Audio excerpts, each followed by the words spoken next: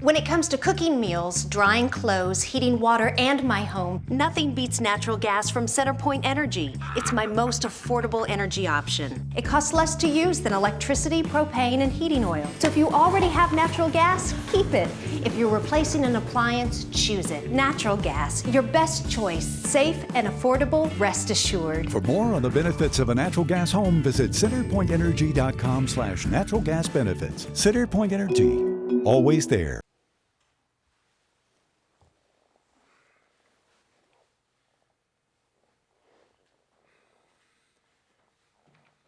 Good morning, and welcome to the 2021 College Football Playoff Semifinal at the 86th Goodyear Cotton Bowl Classic. Today is our head coaches news conference featuring Nick Saban of the #1 ranked Alabama Crimson Tide and Luke Fickell of the #4 ranked Cincinnati Bearcats. As a reminder to the media, please use the raise hand function to indicate you want to ask a question. When you're called on for your question, please state your name and affiliation before asking your question. Joining us first is head coach Nick Saban of Alabama. Coach, good morning. Morning. Please provide us an opening statement on the eve of Friday's game before we open the floor for questions.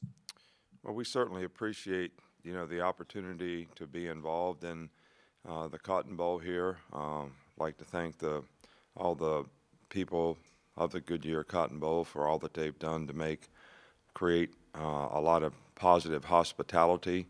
Even though, we've got circumstances that we all have to deal with, it has worked out very well. Our players seem to be, focused, practicing well, doing the things that they need to do to prepare to, play a good, very, very good, Cincinnati team who certainly competed well all season long and certainly deserves the right to, be in the playoff. And they're very well coached. Their players play hard. They play well together. So this will be a very challenging game for us. All right, Coach, we'll get to the questions. Our first one will come from Tino Buzinzi. Tino, go ahead. Good morning, Coach Saban. This is Tino Bovenzi from Spectrum News 1 in Ohio.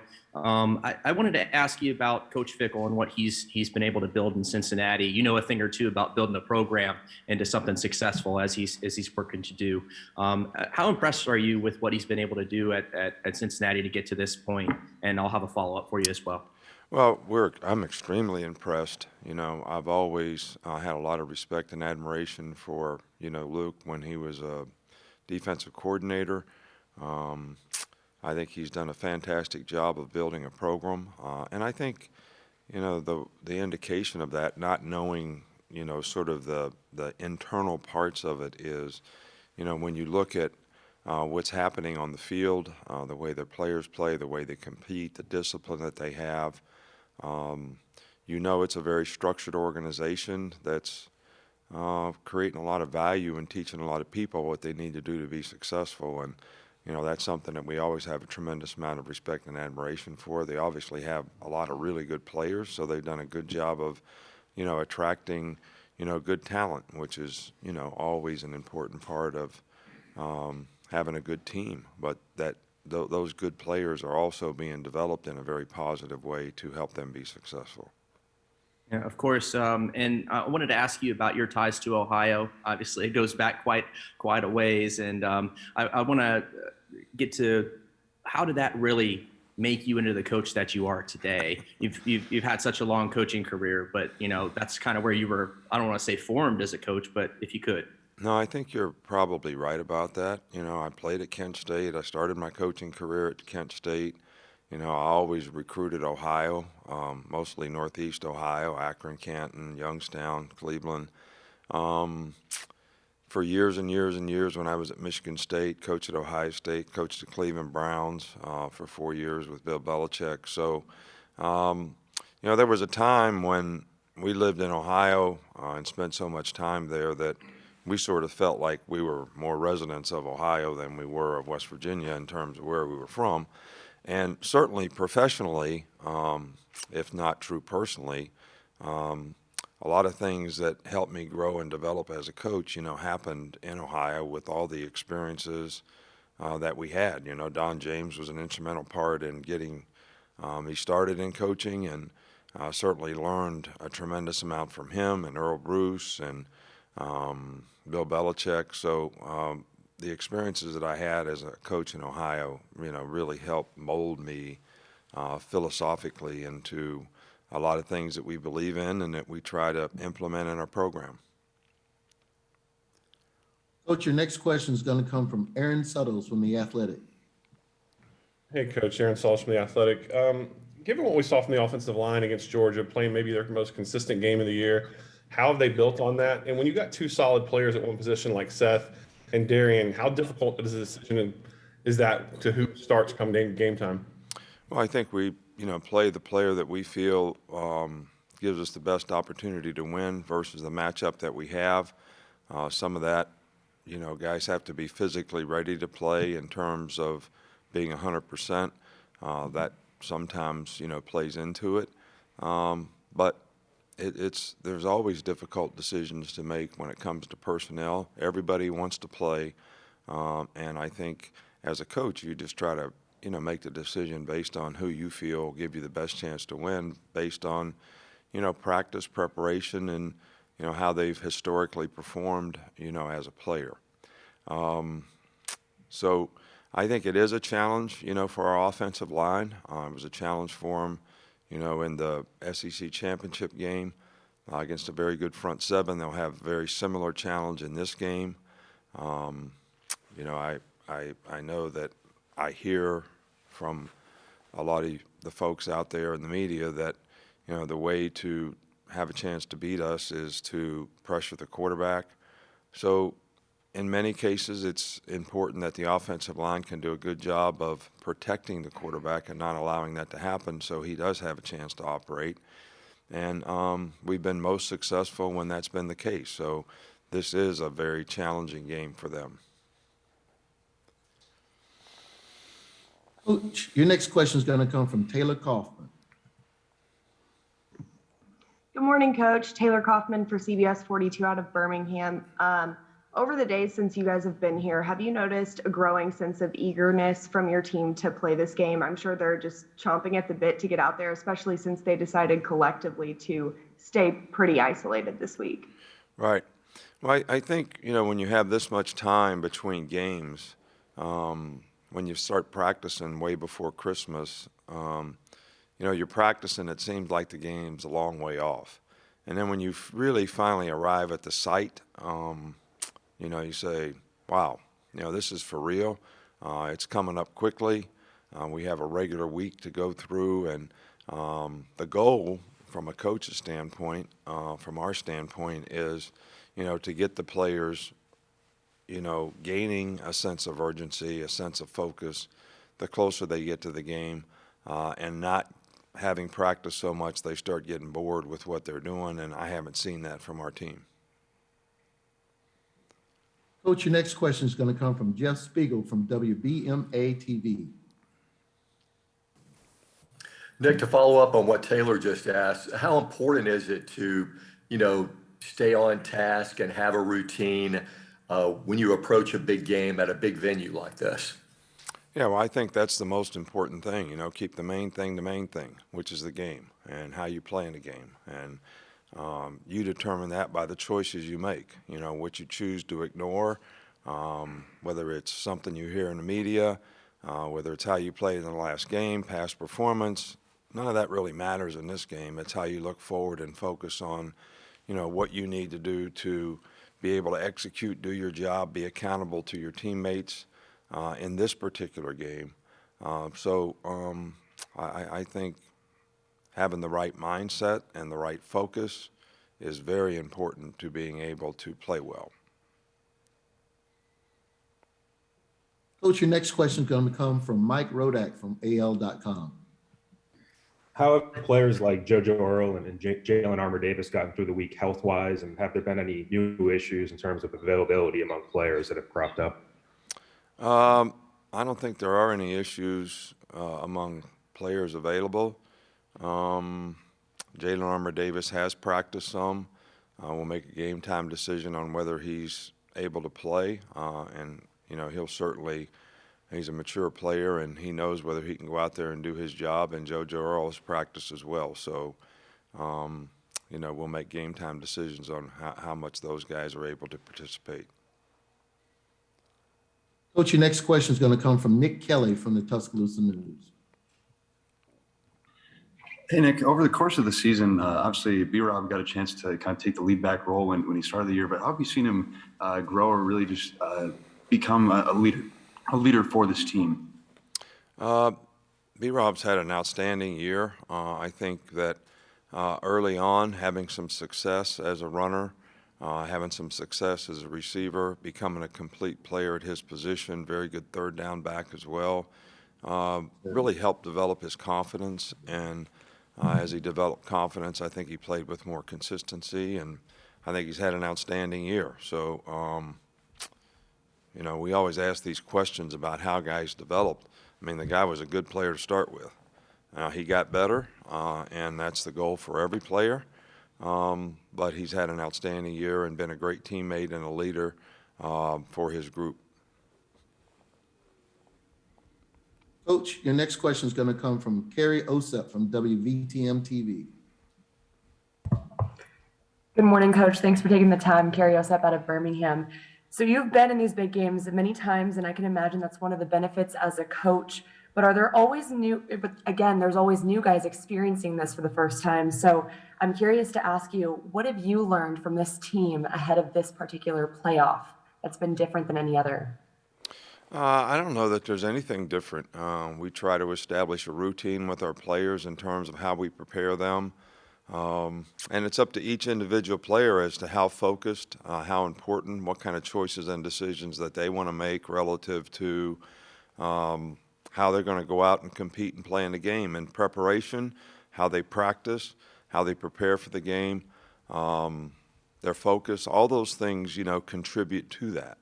And most of the time when, players have something to prove or something's important to them, that sort of brings out the best in them. But, when you play competitive sports, you not only have to prepare for what you're supposed to do, you have to prepare for how are you going to react when the other guy does something different.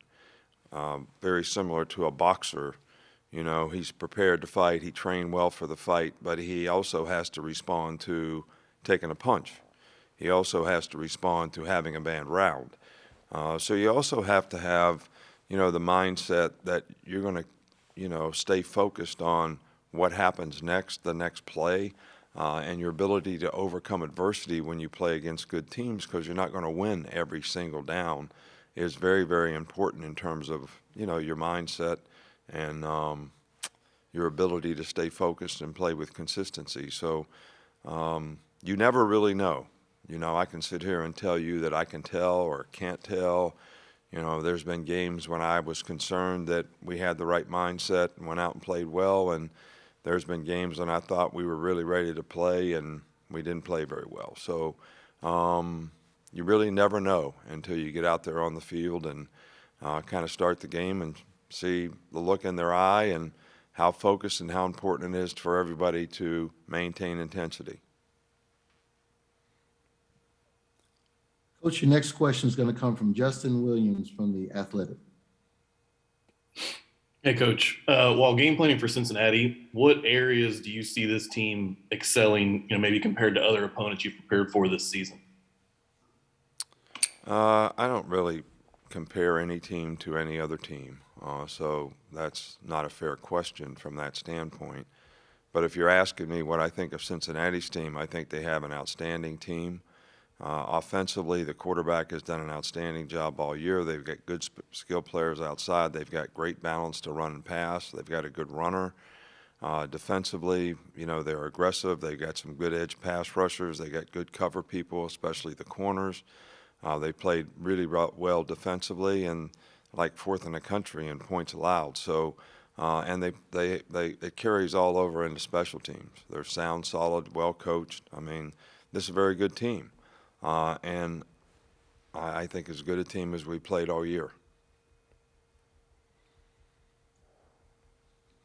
Coach, our next question is going to come from Johnny Cogden. Johnny, go ahead. Hey, Coach, Shawnee Condon, ABC 3340 in Birmingham. We were talking to Slade Bolden yesterday, and he was telling us that he kind of enjoys being doubted every step throughout his football career. Now that he's a junior, he's experienced, he's played in some big games, how much are you going to rely on him and his just wise sage kind of in the sense of that he has played in these moments, he knows what to expect, and then you're going to have a lot of young receivers that are going to have to contribute throughout the entire playoff? Right. Well, Slade has had an outstanding year. He's a very consistent, dependable player in so many ways. He's an outstanding special teams player. He does a really good job for us in the passing game. He plays with toughness. He's a really good competitor. And he's made a lot of key catches for us, throughout the season. And there's no reason to think that he won't have some opportunities to do the same thing in this game.